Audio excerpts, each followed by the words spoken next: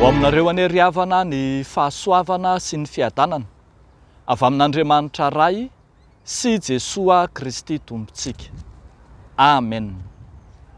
Ny fideran'ny olon'afaka, ny fideran'ny olon'afaka, zany no asandratry ny mofinainantsika anio Salamo 119 ny 19 hatramin'ny 120. Vakitsika amin'ny anaran'ny Tompo manao hoe: misaoran'Andriamanitsika ary firenena, ary asandrato ny feo fiderana azy, izay mampitoetra ny fanahintsika amin'ny fiainana, ka tsy mamela ny tongontsika angozoozo. Fa efa nizaha toetra anay ianao, Andriamanitro, efa nanadio anay ianao, tahaka ny fanadio volafotsy amin'ny memy. Efa nampiditra anay tamin'ny fandrika ianao, efa nanisy enta-mavesatra teo ambalahanay ianao, efa nampandeha olona hanitsaka ny lohanay ianao, nandeha namaky ny afo sy ny rano izahay, fa nitondra anay nivoaka ho amin'ny fitahiana mahatretrika ianao. Ray Masino, manamasina anay amin'ny fahamarinana, ny teninao no fahamarinana. Amen. Ny fideran'ny olon'afaka. Hitantsika eto manandratra fiderana an'Andriamanitra ny mpanao salamo. Fiderana hiantsona ny ambany lanitra rehetra. Eny, fiderana hiantsona ny vahoaka iray tarika aminy sy ny hafa firenena rehetra mihitsy aza hitodika amin'Andriamanitra. Lehibe loatra mantsy ny fanafahana ataon'Andriamanitra taminy, ka dia velom-piderana izy, misaoran'Andriamanitsika ary firenena, asandrato ny feo fiderana azy. Ambara fa nitondra ny mpanao salamo amin'ny fitahiana mahatretrika Andriamanitra, ka izany no hiantsona ny olona rehetra mba hidera azy koa. Raha ambara ny 1 hatramin'ny 7 dia toa mampahatsiahy ny fanafahan'Andriamanitra tany Egypta, ka nahatonga ny olona andeha tany maina nita ny ranomasina mena. Mampahatsiahy ny nitantanan'Andriamanitra ny vahoaka tao amin'ny tany efitra, ka na dia nivezivezy niatrika fahoriana maro samihafa aza, dia niditra tamin'ny fifaliana ho any amin'ny tany Kanana. Dia iny ro fiderana no asandratra ho an'Andriamanitra.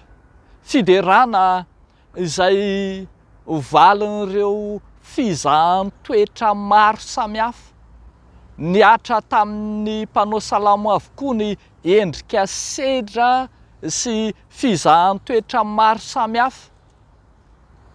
Efa nizaha toetra anay ianao, efa nodiovina tahaka ny fanadio volafotsy ka nampidirina tamin'ny memy, efa nampidirina tao anatin'ny fandrika harato teo anatrehan'ny fahavalo maro samihafa, efa nitondra enta-mavesatra ka nizaka nitseran'ny aina. Eny, toa nisy olona mihitsy aza nanimbazimba ka nanitsaka ny loha. Zany no ambarana 1:12 efa nampandeha olona hanitsaka ny lohanay ianao. Ao anatin'izany no ahitana fa tena Andriamanitra nizaha toetra tamin'ny endriny maro, kanefa dia nivoaka tamin'ny fitahiana mahatretrika.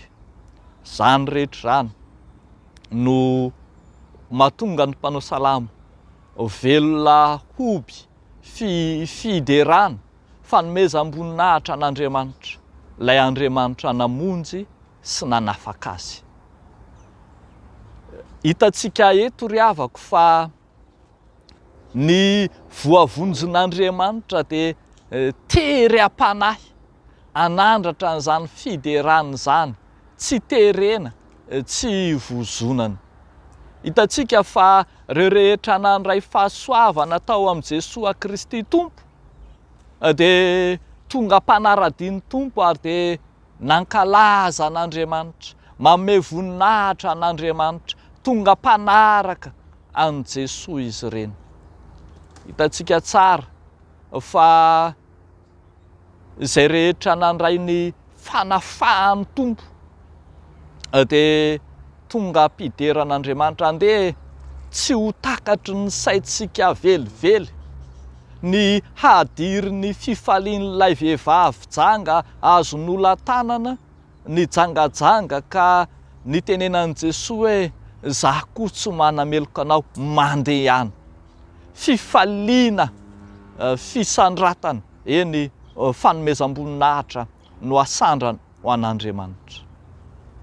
Lay lehilahy jamba izay niantso famondram-po tamin'i Jesosy Kristy ka niteny taminy hoe mamondra fo amiko ry Jesosy zanaky Davido, rehefa nitenen'i Jesosy hoe inona no tianao ataoko aminao, ny anasitranana ny masoko, de nahiratra izy, de tonga nankalaza an'Andriamanitra, tonga niaraka tamin'i Jesosy ka nankalaza an'Andriamanitra. Ry havako malala, tena fiainan'ny olom-boavonjy, fiainan'ny olona afaka mihitsy zany io fiderana an'Andriamanitra io. Tsy hoe satria midera ny olona de midera ianao, fa ny fahafahana sy ny fiderana izay nomen'Andriamanitra anao no mahatonga anao tery am-panahy koa hideran'Andriamanitra. Fandinika sy feritreritra ny fomba fiderantsika an'Andriamanitra eny anivon'ny fiangonana.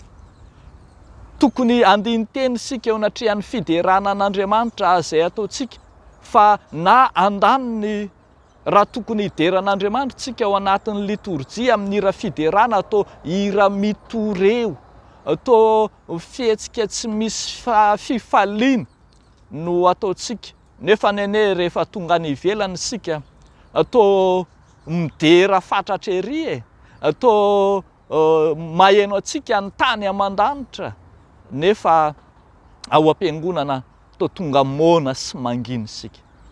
Fa misy fotoana koa tsika ry havako manandratra avo ny fiderana an'Andriamanitra, tsy noho ny amin'ny maha-olom-bavonjy atsika ary tokony hodinihana tsara zany, fa indray de tonga ampideran'Andriamanitra isika satria te haka ambiance fotsiny, te haka filinina amin'ilay hira fiderana, de manandratra avo fa tsy maneho ny maha-olom-bavonjy atsika. Ry havako malala, raha mitoreo ny fiderantsika an'Andriamanitra dia mampandiny tena ny maha-olona afaka, ny maha-olom-bavonjy atsika.